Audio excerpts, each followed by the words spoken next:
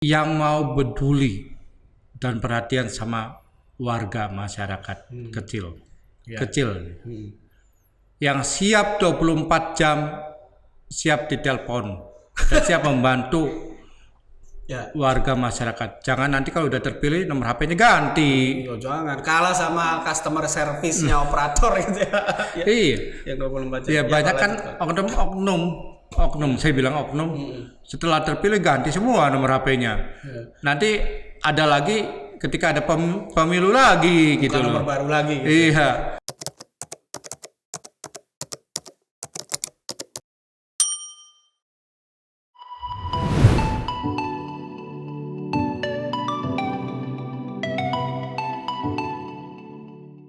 Assalamualaikum warahmatullahi wabarakatuh. Apa kabar para pemirsa? Jumpa lagi di podcast Rakyat Cirebon TV. Edisi kali ini Rakyat Cirebon TV kehadiran tamu seorang pegiat budaya Tionghoa asal Cirebon, Koh Jeremy Huang. Apa kabar Koh? Alhamdulillah sehat-sehat kan. Jadi Koh Jeremy Huang ini menyempatkan mampir ke studio Rakyat Cirebon untuk bincang-bincang mengenai budaya Tionghoa yang ternyata sangat hidup di Cirebon ya Kak ya. Betul. Dan bahkan mungkin banyak di antara katakanlah produk-produk budaya Tionghoa itu bersinergi dengan kearifan lokal Cirebon sehingga terjadi akulturasi. Betul. Nah, Ko Jeremy ini salah satu tokoh di Cirebon yang memang mendalami itu. Jadi akan kita coba gali perspektif Ko Jeremy tentang ketionghoaan khususnya yang ada di Cirebon. Koh, kalau boleh tahu sekarang sibuk apa nih?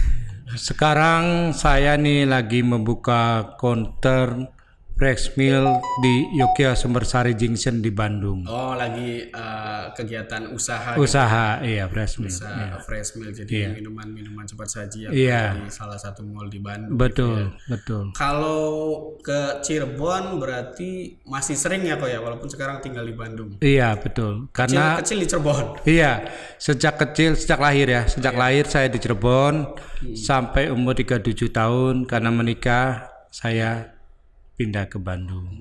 Dan memang tertarik menekuni tentang kebudayaan, terutama kebudayaan Tionghoa Iya. dan kebudayaan Cirebon barangkali Iya, pada umumnya karena kan tidak bisa dipisahkan ya Iya. sebagai lokusnya. Iya. Itu kenapa tuh awal mula tertarik mendalami itu? Iya.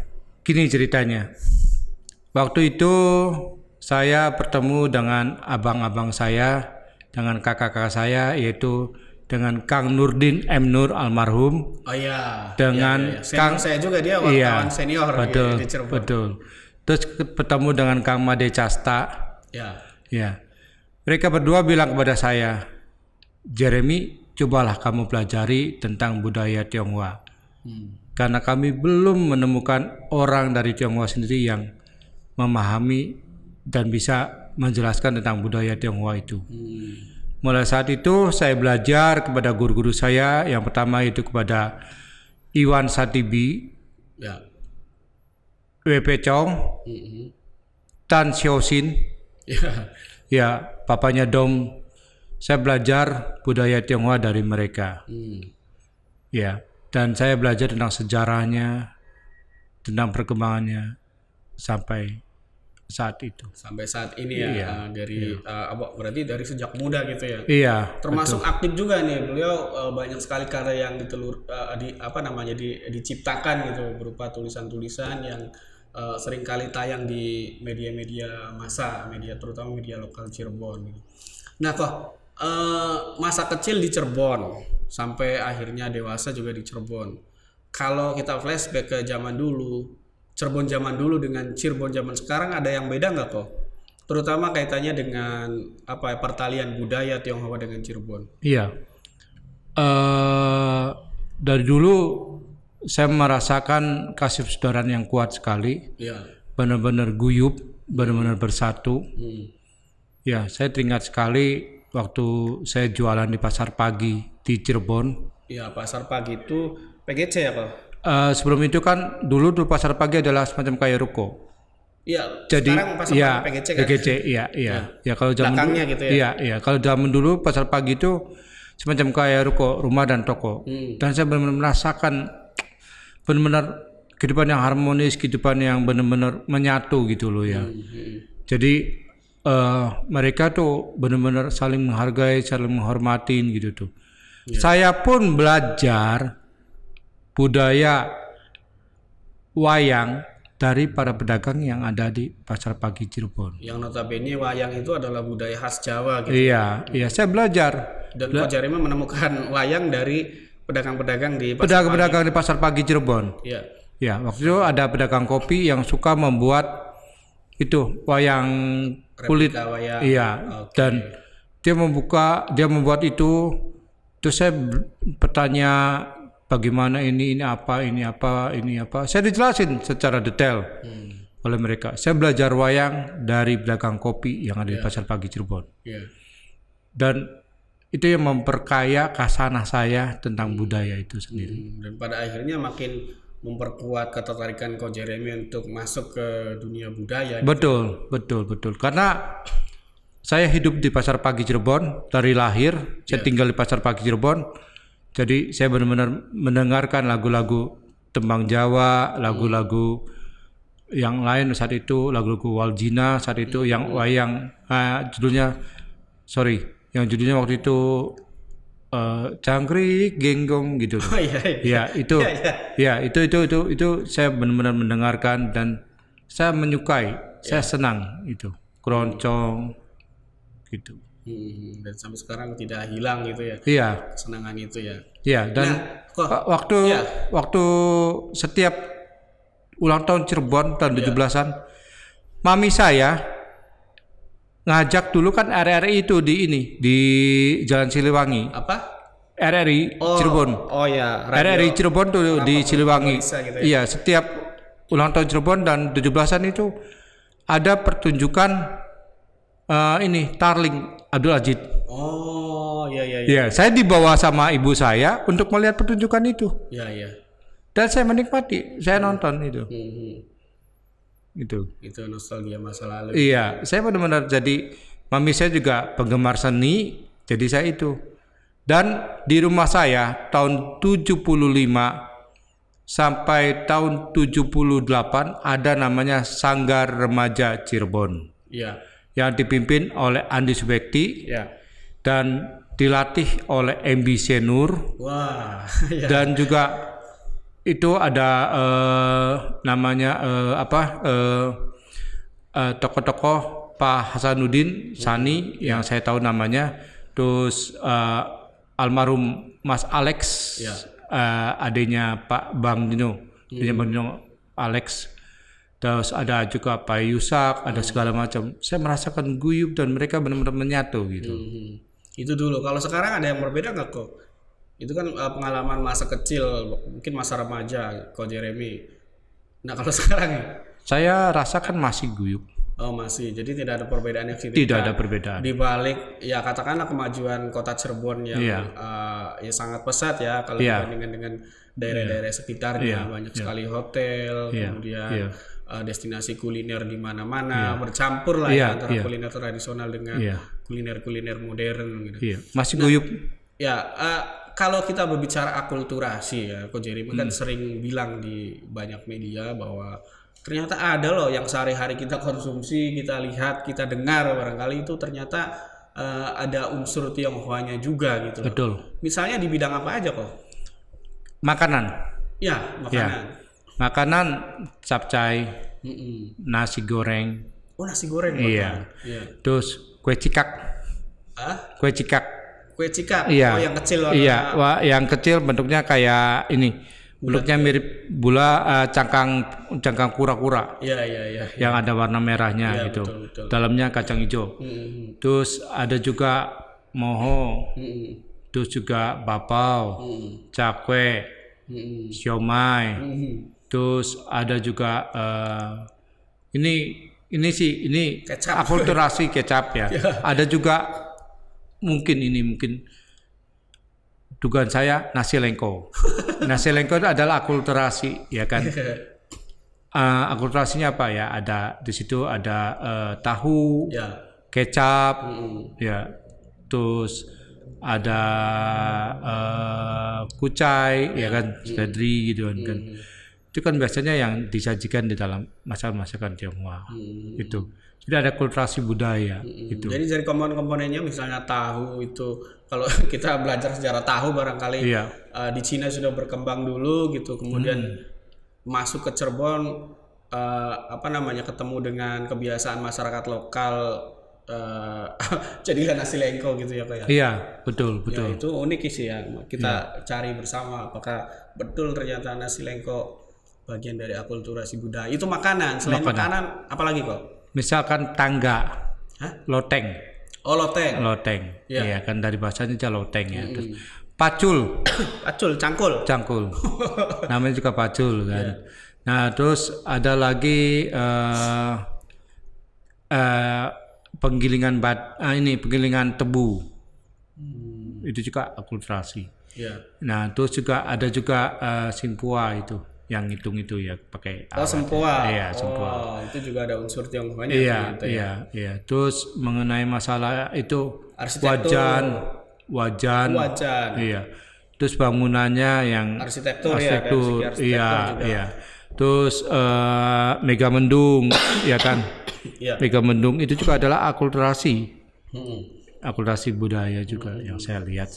Ya, megamendung itu motif batik yang ramai orang bilang sebagai motif khas Cirebon.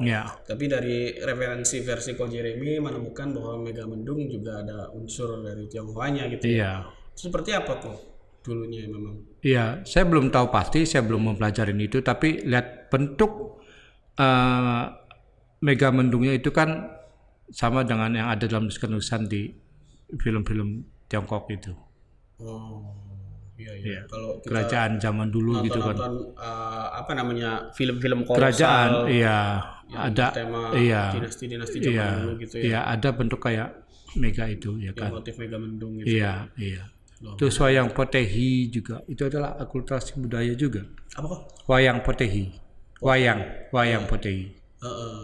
Iya. Batik juga ada motif Tionghoanya juga. Itu megamendung itu kan. Selain megamendung itu? Saya belum belajar lebih mendalam. Iya, saya pernah dengar itu ada orang Tionghoa yang sekarang masih hidup di kota Cirebon yang membuat batik. Motifnya motif khas Tionghoa tertentu gitu ya. Iya, burung hong.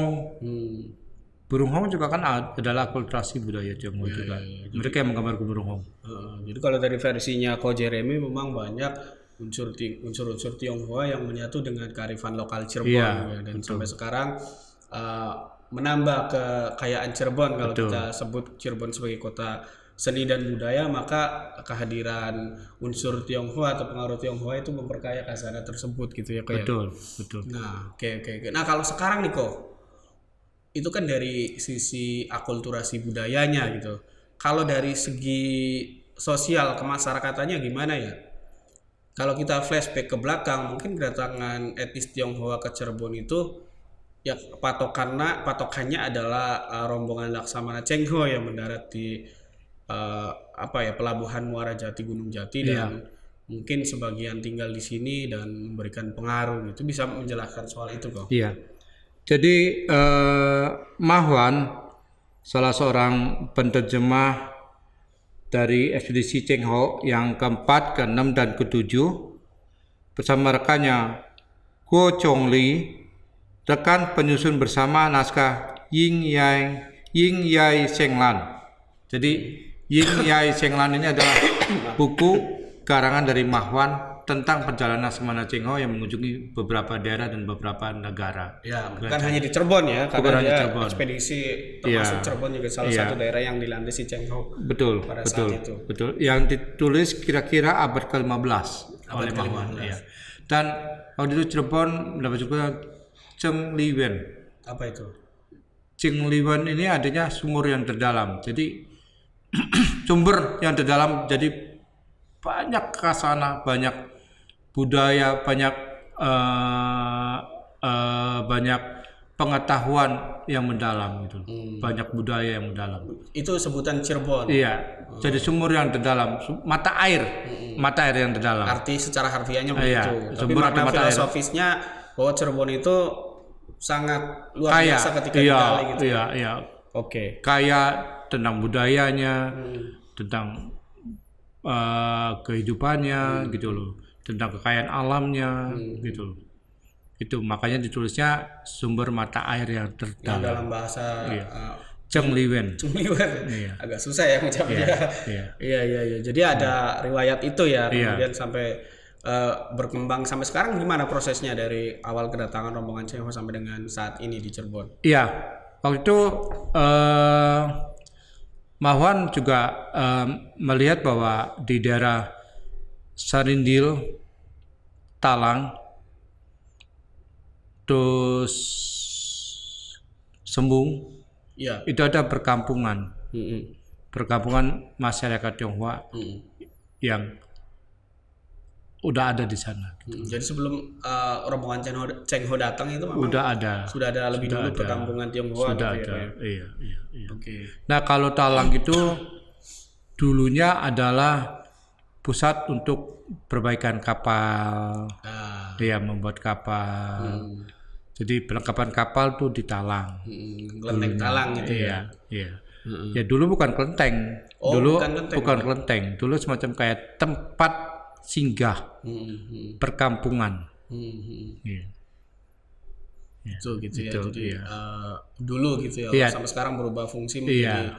kelenteng tempat peribadatan. Iya. Nah, kalau kita simak dari pemaparan Ko Jeremy tadi, sebetulnya kedatangan Cheng Ho, kemudian ada Ma Huang ikut di dalam rombongannya, mendokumentasikan secara tulisan tentang perjalanan ekspedisi tersebut. Sebetulnya budaya menulis itu sudah ada sejak dulu gitu ya. Betul. Iya.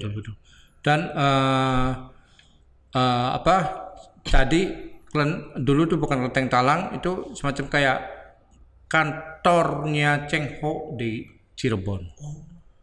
Kantor perwakilannya. Iya. Ini pusat kegiatan, Pusat aktivitas Cheng Ho dan kegiatan. lain sebagainya. Iya. Mungkin representasinya di kelenteng di Talang ya. Talang, di daerah Jalan Talang itu. Jalan Talang sebelum sekarang jadi kelenteng. Iya. Oke, jadi memang kedatangan etnis Tionghoa ke Cirebon itu memang sudah ada sebelum Cheng Ho datang. Iya. Dan sampai sekarang masih tetap di Cirebon, artinya menetap dan tinggal bersama dengan masyarakat Cirebon. Iya. Nah, kalau dari sosial kemasyarakatan dari kita balik lagi belum sempat terjawab sama Ko Jeremy. Untuk saat ini gimana nih Ko? Untuk di Cirebon? Cirebon bagus, baik gitu loh. Artinya memang tidak ada persoalan ya. Tidak gitu, ada. Walaupun ya mungkin secara kesukuan, ras, agama dan lain sebagainya berbeda gitu, tapi tidak ada masalah gitu ya. Iya. Dan benar-benar guyup, kompak.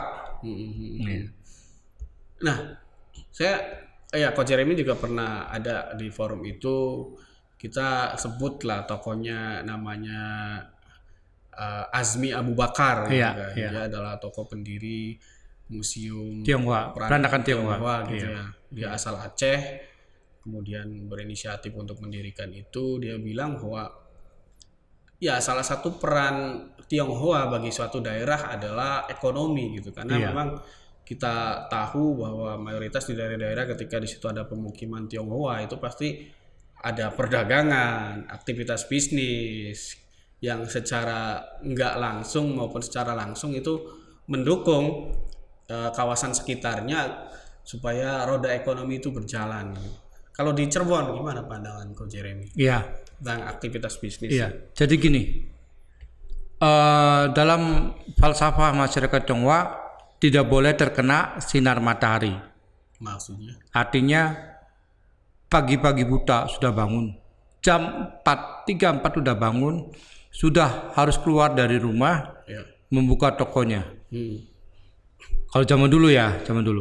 Pulang jauh lebih malam, jam 7, jam 8-an.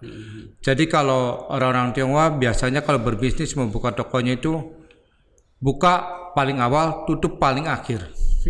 Iya. Makanya kaya-kaya ya Ko. Iya. Jadi hanya serius gitu. Iya. Jadi ada benarnya juga. Kenapa? Orang lain belum buka kan kita buka duluan kan, supaya orang beli di kita duluan gitu loh, sebelum beli di orang lain kan. Karena kita tidak pernah tahu jam berapa pelanggan itu datang gitu kan.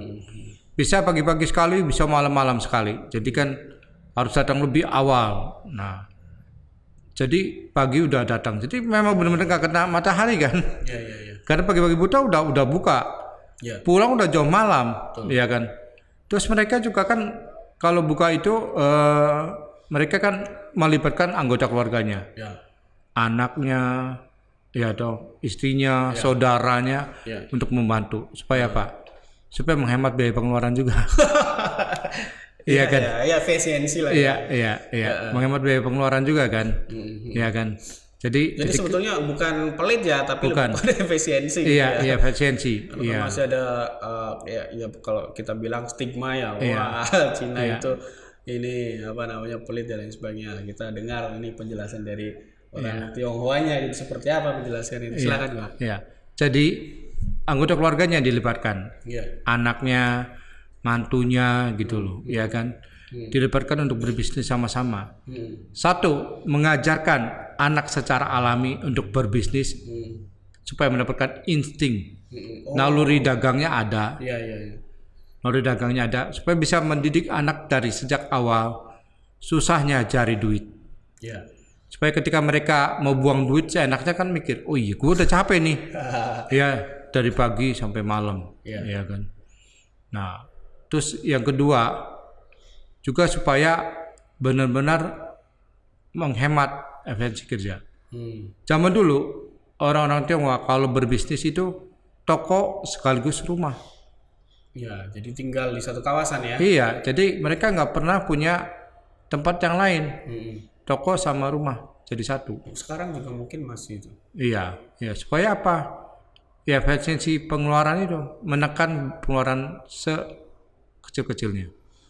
Terus yang ketiga, mereka itu umumnya 30-40% digunakan untuk tabungan dan invest. Dari hasil laba bisnis itu? Iya, 30-40% tabungan dan invest. Investasinya bidang apa kok? Ya dulu sih emas, zaman dulu.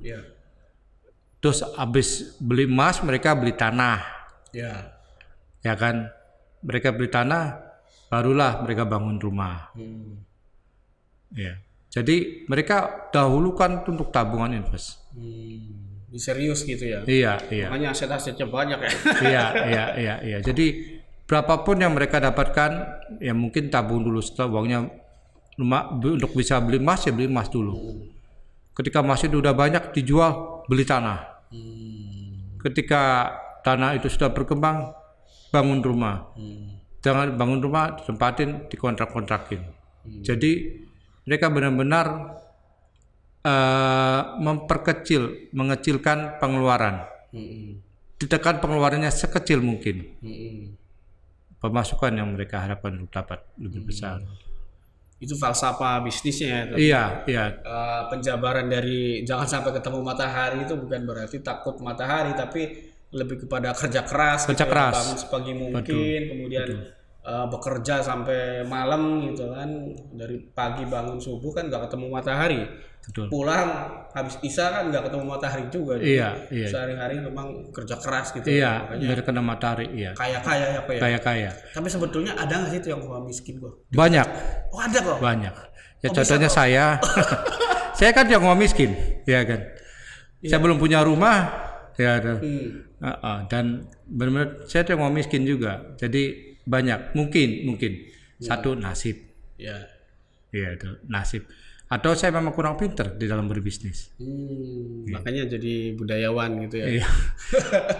Jujur aja, saya tuh dulu tuh anak emas dari orang tua saya gitu loh. Jadi saya kurang dilibatkan di dalam berbisnis oleh ayah ibu saya. Jadi saya nggak punya insting naluri dalam berbisnis.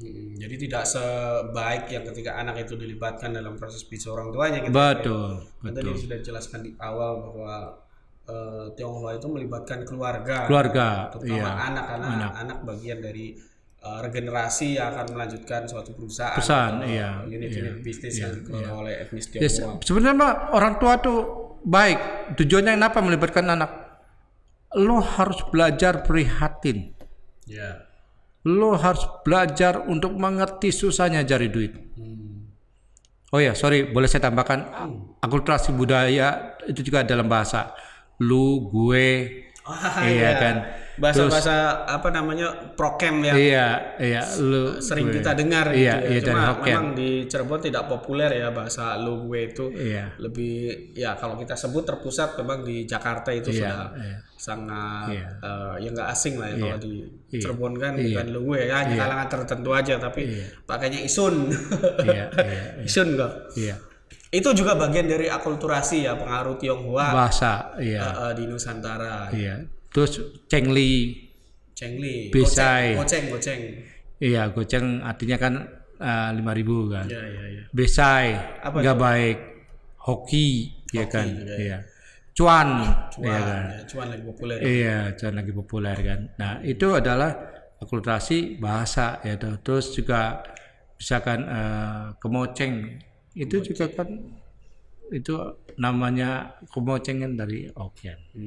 Ya. Jadi memang pantas ya kalau sesepuh Cirebon zaman dulu atau mungkin sesepuh Cirebon yang sekarang masih hidup bilang kalau Cirebon itu bukan dari Cirebon tapi sebetulnya dari kata caruban yang artinya campuran dari berbagai unsur baik kebudayaan, unsur etnisitas dan lain sebagainya bersatu padu. Ketemu di Cirebon maka jadilah Cirebon yang sebelumnya diserap dari kata caruban yang artinya campuran. Itu memang ya masuk akal juga kalau ada pendapat yang mengatakan begitu kok. Ya, almarhum Nurdin M. Nur yang menyatakan hal itu. Ya. Oke kok, balik lagi ke ekonomi. Iya. Itu beneran ada masyarakat atau kalangan Tionghoa yang dia mungkin tidak kaya gitu. Ada. Di kota Cirebon ada. Ada.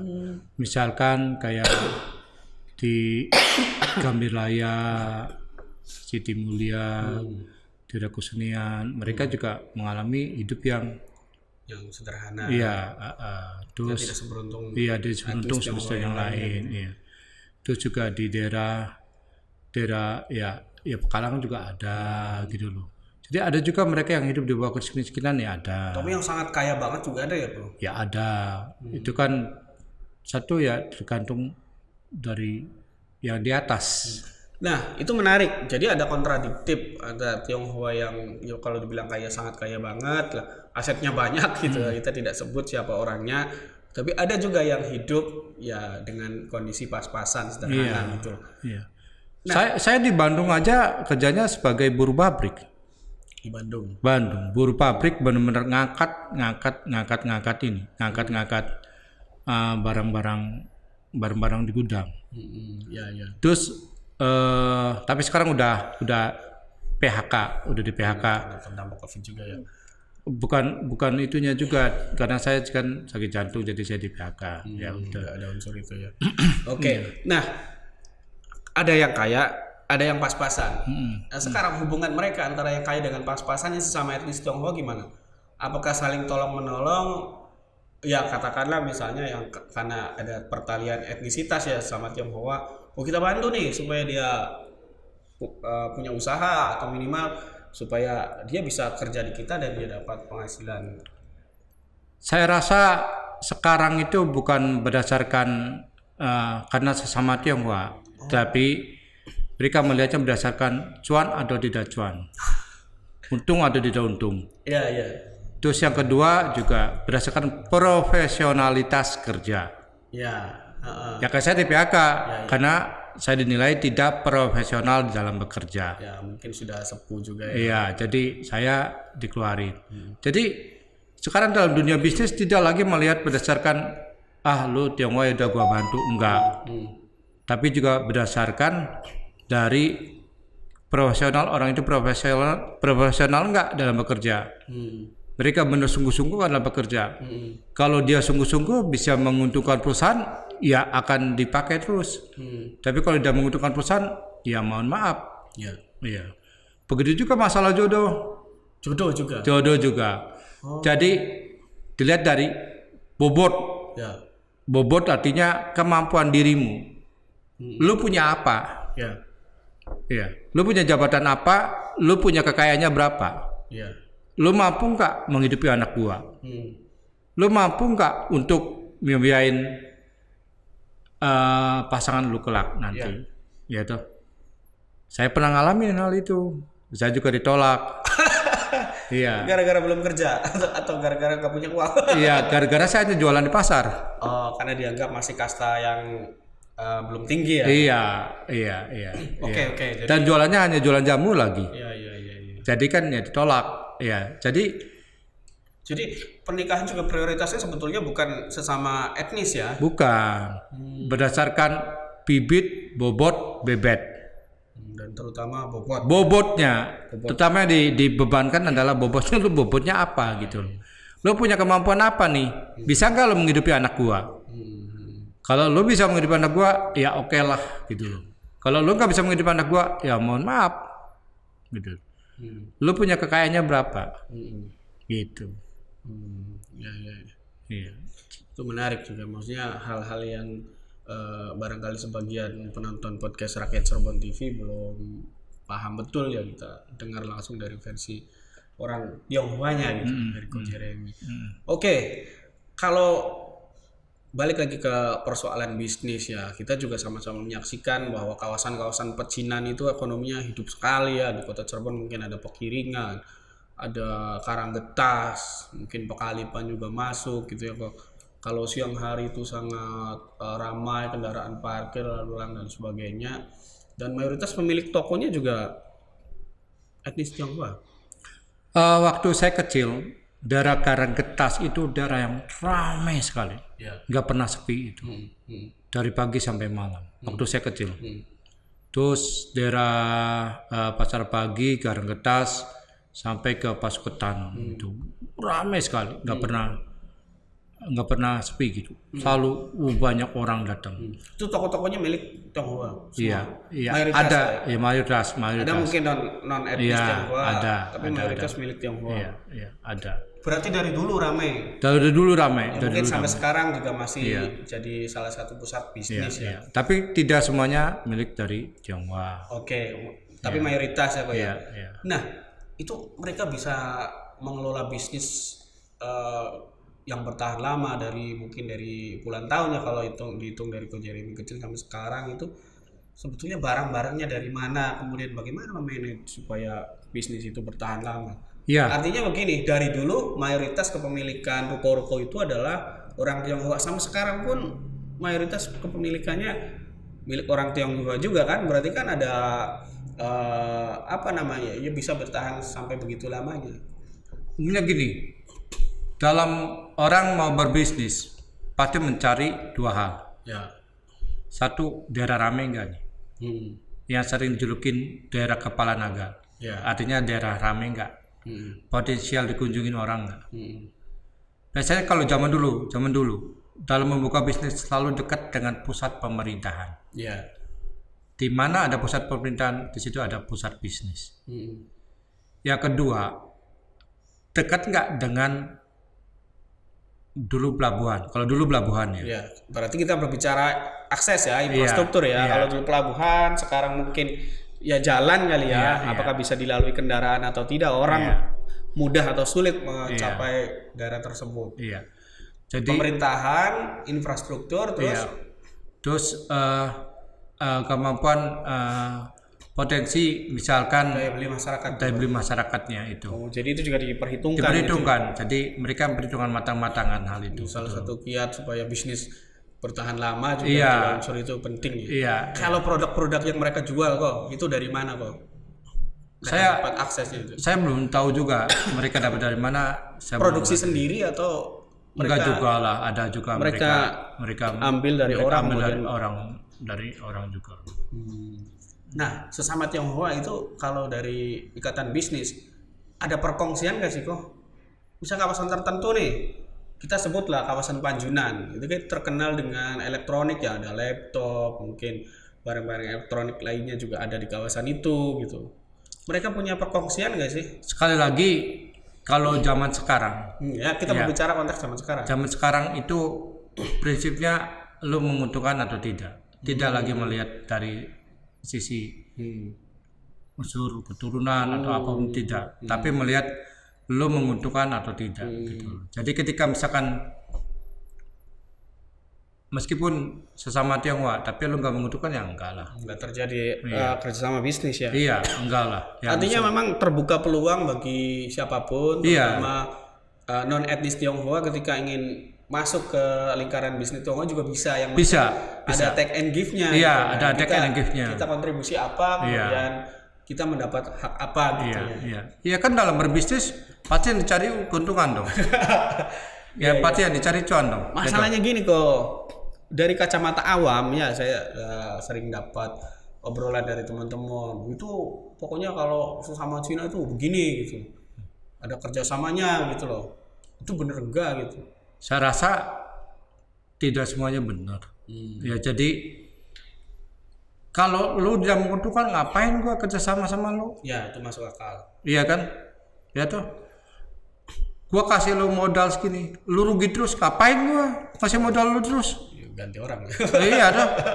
Ya, gua mau ini bisnis loh. Gua mau cuan loh. Ya. Ya. Jadi yang gue cari adalah cuan. Ya, oke, jadi prinsipnya tetap ya profesionalitas tadi. Profesionalitas, yang dicari adalah profesionalitas. Baik dalam perekrutan mungkin karyawan maupun juga rekanan bisnis. Juga gitu. rekanan bisnis. Profesionalitas. Bisa saling menguntungkan atau tidak. Iya. Oke. Jadi dari manapun kamu berada, jika kamu menguntungkan saya akan pakai kamu. Ya. Meskipun satu nih dulunya sama-sama, asal-usulnya sama. Tapi lu tidak menguntungkan, ya buat apa gue pakai lu? Gue mau pakai orang yang bisa menguntungkan gue. Itulah dunia bisnis. Iya. Berarti memang umum ya. Iya. Artinya tidak terikat ke etnisitas tertentu saja. Iya, tidak. Oke. Nah kok masih berkaitan dengan dunia bisnis ya. Iya. Kita 2 tahun pandemi ini kok mungkin dampaknya juga masih terasa sampai sekarang, dan kita sama-sama tahu banyak etnis Tionghoa yang barangkali penghasilannya dari dunia usaha. Kok Jeremy sendiri melihat 2 tahun pandemi kemudian sampai sekarang itu masih ini nggak sih berpengaruh nggak sih bagi dunia bisnis terutama milik etnis Tionghoa di Kota Cirebon? Iya. Banyak yang sedih menangis karena apa? Mereka sudah bobok celengannya terlalu dalam. Bobok celengan artinya mereka menjual aset-aset mereka untuk menghidupin perusahaan mereka, menghidupin toko mereka. Jadi misalkan yang punya emas dijual untuk dapat supaya bisa bertahan dalam berbisnis itu. Itu yang saya tahu. Dan ya siapapun ketika berjualan akan sedih. Waktu kemarin Minggu hanya dapat 30.000 hari Minggu 30.000. Padahal malah harusnya ramai kalau hari Minggu. Iya. Tapi hanya dapat 30.000 saya. Ya nggak tahu apakah memang minuman saya kurang diterima atau bagaimana, tapi saya tanyakan sama yang lain sama katanya mereka. Milik kedai-kedai yang lain. Iya. Jadi memang daya beli masyarakat belum tumbuh. Iya. Nah kalau konteks di Kota Cirebon sendiri gimana untuk saat ini? Saya kurang tahu pasti, tapi teman-teman pada bilang rekan-rekan sama. Iya. Katanya sepi gitu loh.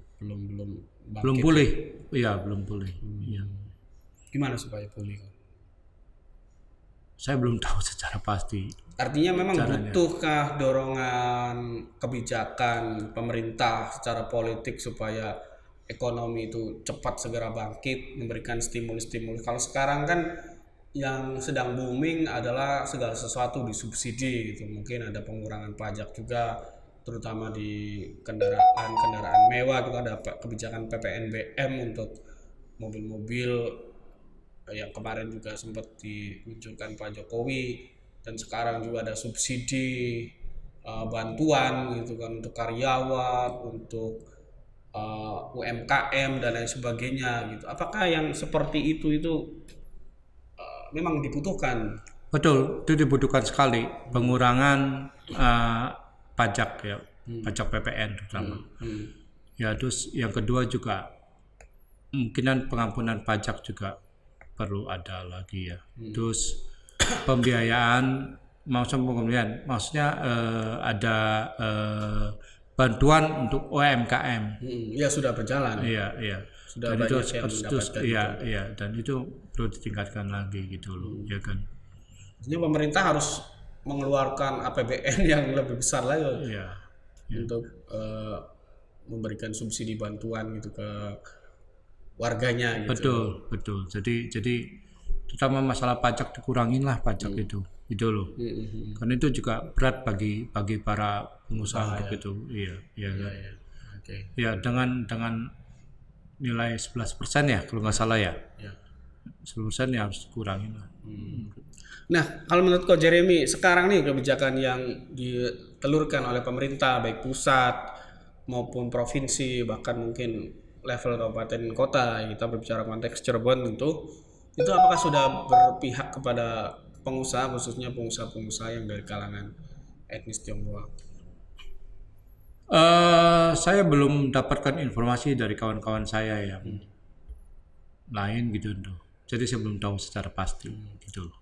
Oke, yang jelas memang ada harapan ya dari pengusaha-pengusaha kalangan etnis ini agar kebijakan-kebijakan itu yang memihak ya kepada pengusaha. Betul. Terutama pajak sih. Pajak yang mereka sering keluhkan masalah pajak Di gitu. bidang pajaknya. Iya. Kalau dari sisi decision maker, pembuat kebijakan, perlu nggak sih ada perwakilan etnis Tionghoa yang duduk di kursi pemerintahan gitu?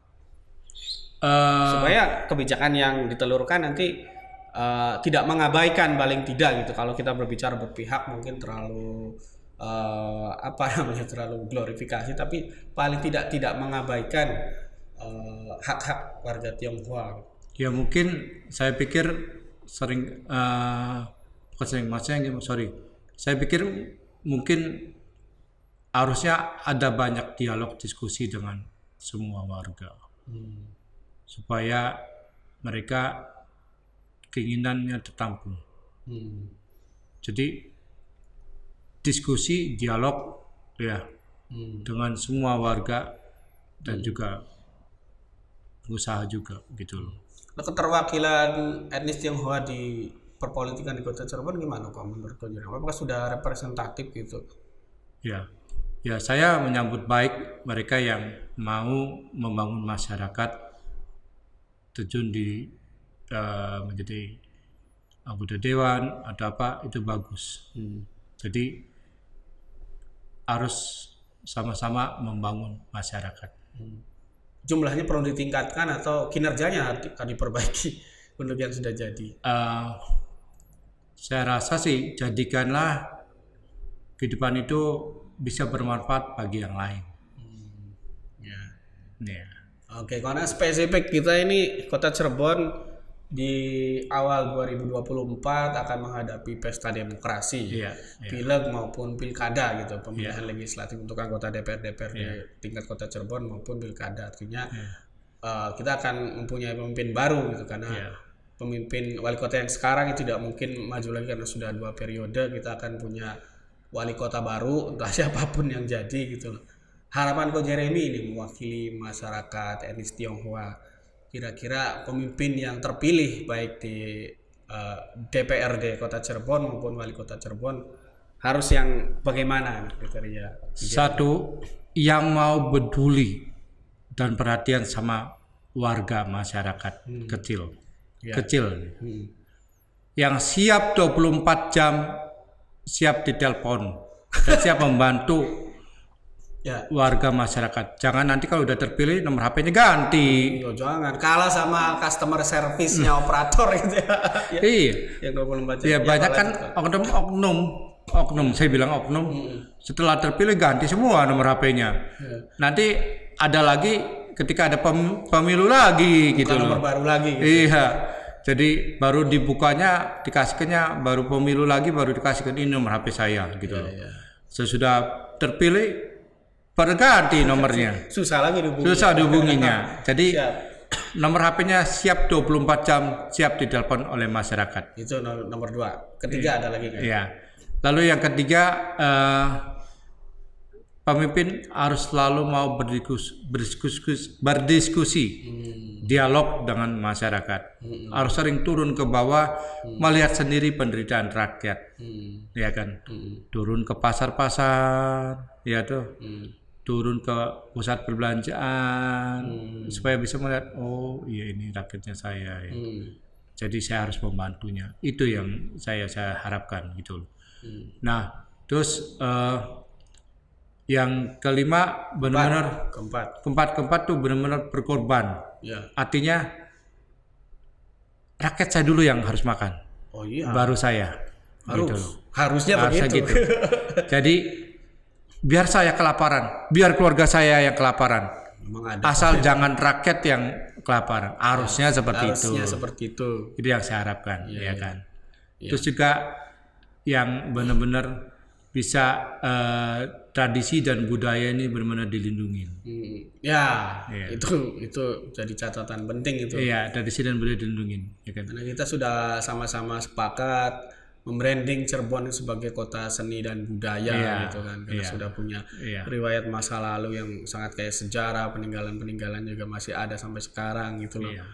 Tapi sayang kok yang kemarin tuh yang sempat bikin budayawan marah tuh, apa namanya, pintu air besi Riol tuh itu dijual katanya. Itu marah itu budayawan itu karena dianggap pemerintah itu lalai melindungi salah satu aset pentingnya, padahal itu cuma 3 di dunia dan salah satunya pernah dimiliki kota Cirebon tapi sekarang entah kemana gitu. Ya itu. Begini, saya pernah berbicara dengan beberapa kawan saya orang luar, dari luar negeri, datang ke kota kita, bukan untuk melihat bangunan megah saat ini, tapi dia ingin melihat bangunan megah masa lalu. Kenapa? Karena kalau misalkan dibangun nih bergaya Eropa sendiri juga lebih canggih. Buat apa kita pamer kemewahan ya? Di sana udah lebih mewah. Iya kan?